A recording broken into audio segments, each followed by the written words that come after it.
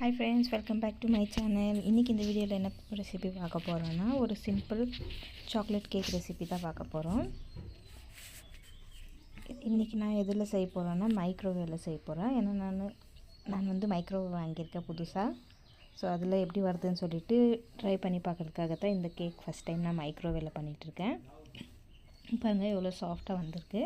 இந்த கேக் வந்து பார்த்தீங்கன்னா ஒரு 8 நிமிஷத்தில் ரெடி ஆயிடுச்சு. நம்ம நார்மலாக பார்த்தீங்கன்னா குக்கரில் வந்து செய்யும்போது வந்து ஒரு 35லேருந்து 40 நிமிஷம் வந்து எடுக்கும். மைக்ரோவில் வந்து இந்த கேக் வந்து நான் ஒரு 8 நிமிஷத்தில் செய்தேன். நிறைய பேர் சொல்லி பார்த்துருப்பீங்க 5 மினிட்ஸில் கேக் ரெடி ஆகிடுதுன்னு சொல்லிட்டு. அது அவங்கவுங்க எவ்வளோ பேட்டர் மிக்ஸ் பண்ணி போடுறாங்க, எவ்வளோ பேட்டர் வைக்கிறாங்கன்னு சொல்கிறத பொறுத்து இருக்குது. இந்த ஆல் பர்பஸ் ஃப்ளவர் வந்து மைதா எடுத்திருக்கேன் நான். இது வந்து 250 கிராம் இருக்குது. இது மெஷரிங் கப்பில் வந்து நீங்கள் மெஷர் பண்ணிக்கினீங்களா அதில் பாருங்கள் 250 கிராம் வருது. அதுக்கப்புறம் வந்து ஒரு 1/4 கப் அளவுக்கு வந்து கோகோ பவுடர், 1 கப் அளவுக்கு வந்து சர்க்கரை வந்து நான் அரைக்கல அப்படியே போட்டிருக்கேன். இது வந்து பேக்கிங் பவுடர், பேக்கிங் சோடா என்கிட்ட இல்லாதனால நான் வெறும் பேக்கிங் பவுடர் போட்டிருக்கேன். லாஸ்ட்டாக வந்து நான் இதில் வந்து ஈனோ ஆட் பண்ண போகிறேன். இதை நம்ம வந்து ட்ரை இன்க்ரீடியன்ட்ஸ் வந்து போட்டு மிக்ஸ் பண்ணிக்கலாம். நல்லா மிக்ஸ் ஆன பிறகு வந்து நம்ம இதில் முட்டை வந்து ஒரு 2 முட்டை வந்து உடைச்சு விடலாம். இதில்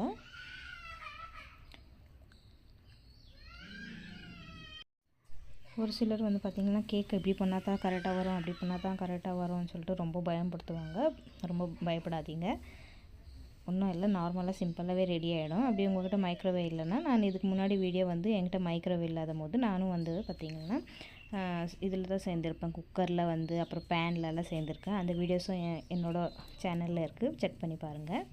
2 முட்டை உடச்சி ஊற்றின பிறகு ஒரு 1/4 கப்பு வந்து எண்ணெய் எடுத்திருக்கேன். நம்ம எந்த மெஷரிங் கப்பில் எடுக்கிறோமோ மைதா, அதே கப்பில் வந்து நான் 1/4 கப்பு வந்து எண்ணெய் எடுத்திருக்கேன்.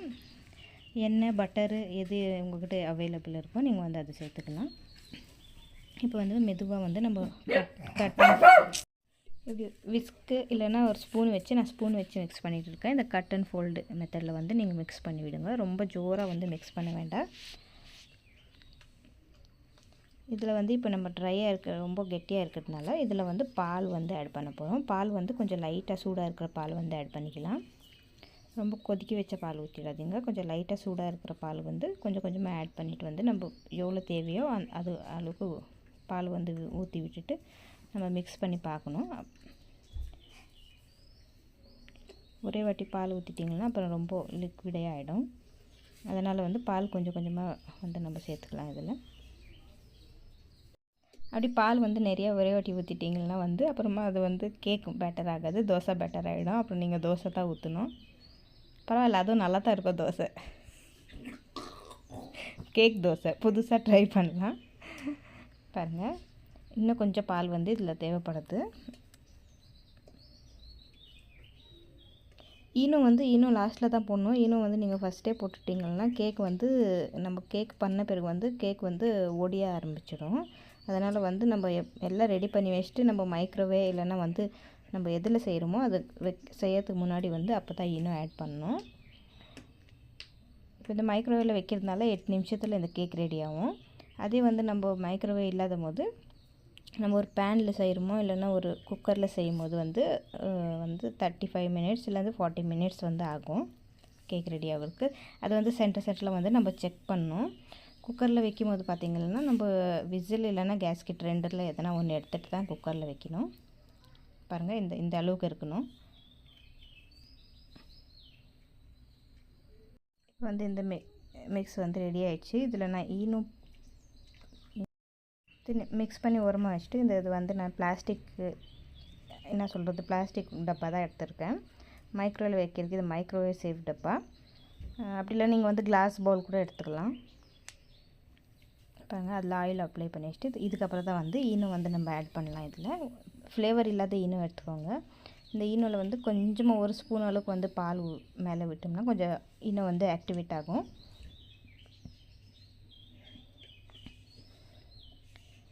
இப்போ நீங்கள் மிக்ஸ் பண்ணும்போது பாருங்கள், இதை மிக்ஸ் பண்ணும்போதே தெரியும் மாவு எவ்வளோ ஃப்ளஃபியாக ஆகிடும்னு சொல்லிட்டு.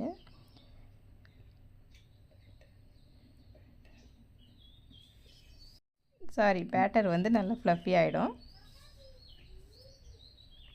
அதுக்கப்புறம் வந்து இதில் நீங்கள் மைதா டஸ்ட் பண்ணுற மாதிரி இருந்தால் பண்ணிவிட்டு, அப்படியே இல்லைன்னா அப்படியே கூட வச்சா கூட பரவாயில்ல, ஒன்றும் கேக் ஒன்றும் ஒட்டாது. அதில்